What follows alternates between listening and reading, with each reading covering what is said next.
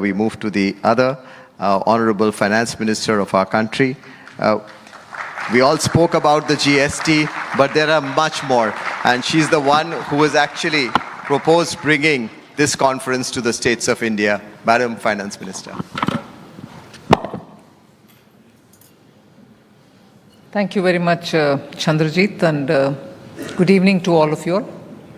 Honorable Chief Minister, CIA Chief, former President Dinesh, also DG Chandrajit Banerjee, Gunjan and Romal. Now, I suppose I'm doing the roadshow along with you continuously, so feels as if you both are part of the team.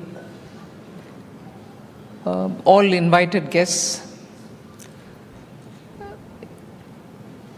Things are actually very speedily evolving, and we are meeting at a time when we are talking about how to take the GCC further in the country. It's not as if there are no GCCs at all, but there was this impressive statistics or one particular number which was thrown at me at some point in time, well before the budget of June 24, post the election, July 24 budget, that 50% of all the GCCs in the world are to be in India.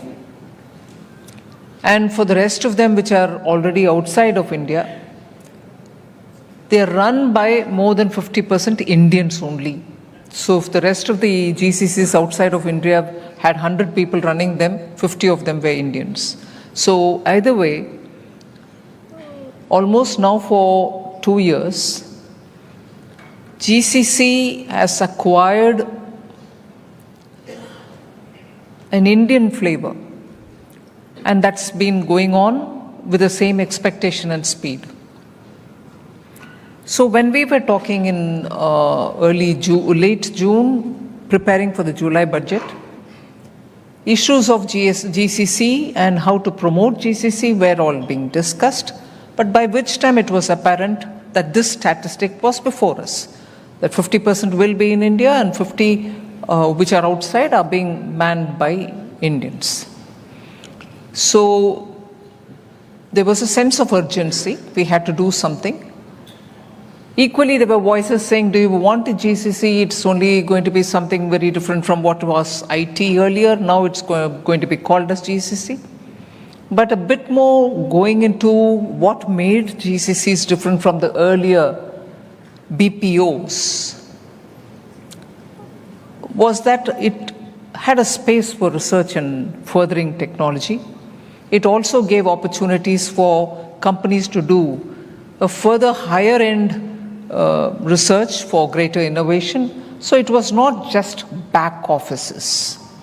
So the character of GCC itself had a built-in advantage for India in that you had the manpower, the human resources which are so with skill sets which are necessary for running a GCC, but also it was no longer the sweat labor that you're talking about. It required the knowledge component. And therefore, PM Modi was very convinced that we should have a policy approach, which will entice people to have the GCC coming to India rather than policy support need not necessarily be imagined as fiscal support, but we should create the right kind of environment. So we spent quite some time understanding how to go about it. And in that, the CII has been actively engaged and participating with the government. And I must thank them that they have kept the momentum up. So it led to, actually one led to the other. We reached a stage where we wanted to gather everybody who had any interest in GCC at one place at a national level meet, so that we understand where are their next moves going to be. And CIA organized it in Delhi. I've actually participated in quite such meetings earlier from my days in commerce. And in fact, Andhra Pradesh at that time and Visakhapatnam at that time hosted 2 partnership summits, one after the other. In fact, being in commerce, I used to say, why should we redo in Andhra? Can we not go anywhere else? But the Chief Minister was very clear, you do it here, that's it. There was no, in that style, no need to go anywhere else, you come here, we'll do it. So it made it easy for us, we came here. And those were the initial days of, in fact, Araku coffee.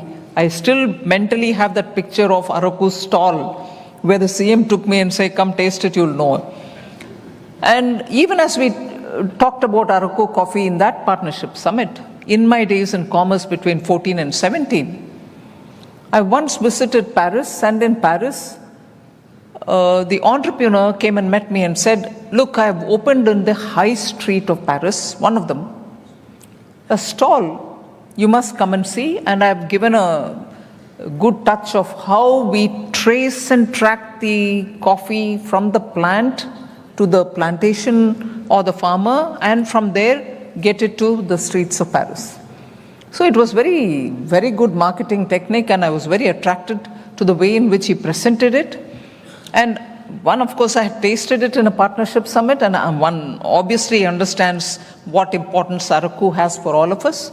And when I went and saw that high street shop in Paris, it was impressive, absolutely giving credit to the farmers, the tribes who were actually moving into an area which was not originally theirs. Whoever would have thought Chikmagalur would be competing with Araku sooner. Chikmagalur, the old and traditional coffee growing area. But no, the reason why I'm expanding on this is there's a complete record of what Chief Minister Andhra Pradesh has done in Hyderabad. In fact, it was not Hyderabad and Secunderabad. There was a third city, which was the Cyberabad. Most of us used to call it like that. That was built, outer ring road, many things. But today, in Andhra Pradesh, because it's necessary for us to understand as to why we are meeting here and what is the importance of meeting here. Today in Andhra Pradesh, I can count at least 3 frontier area foundations being laid.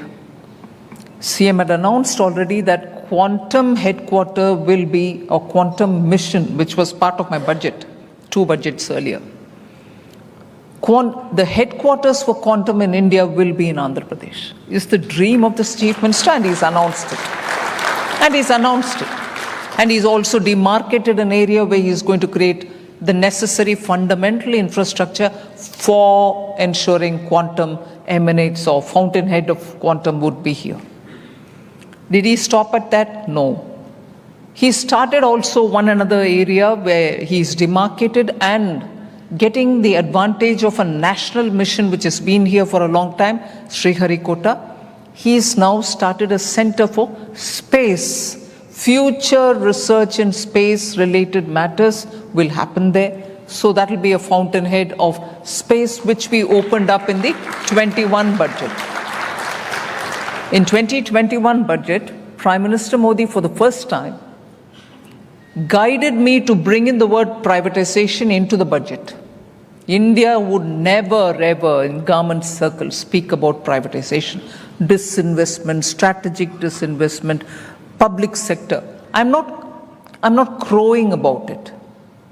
But leaders, if they have the courage of conviction, they say things not for the sake of it, but because it means a lot more for the people of India. If 91 you go on recalling for the reforms which opened up India, actually full opening didn't happen then.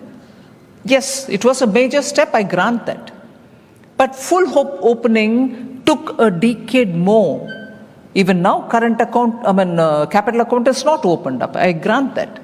But actual opening up of India took its own time. That in 21 budget, PM said, why should there be any sector reserved for government? Every sector should be allowed for private sector.